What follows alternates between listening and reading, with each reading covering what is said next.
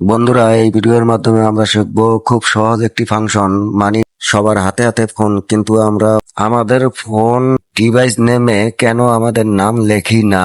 আমি সবার কথা বলছি না, যারা যারা আমাদের ফোন ডিভাইস নেমে আমাদের নাম লেখি নাই তাদের জন্য এই ভিডিওটা আসলে।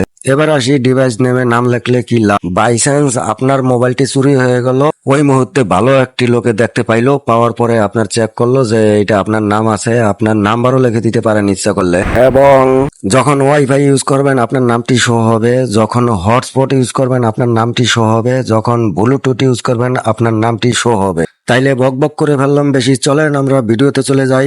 আর ভিডিও দেখে লাইক করলে ভিডিও বানানোর আগ্রহ বাড়ে। তাহলে আমরা এখন সেটিংসে ক্লিক করলাম।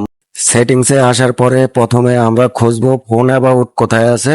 ফোন অ্যাবাউট নিচে অথবা উপরেই পাওয়া যায়। ফোন অ্যাবাউটে ক্লিক করলাম, তারপরে ডিভাইস নেমে ক্লিক করলাম। আপনি যদি এই চ্যানেলে নতুন হয়ে থাকেন আপনাকে স্বাগতম। আর যারা সাবস্ক্রাইব করে অ্যাক্টিভই আছেন, থ্যাংক ইউ সো মাচ। বন্ধুরা, ডিভাইস নেমে আসার পরে দেখেন আমার মডেল নাম্বার দেওয়া আছে।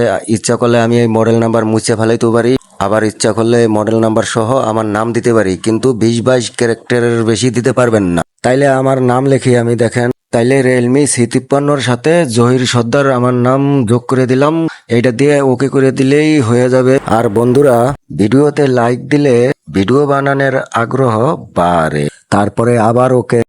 তাহলে আজকের মতো ভিডিওটা এখানেই শেষ। আজকের মতো এখানেই রাখি। আল্লাহ হাফেজ।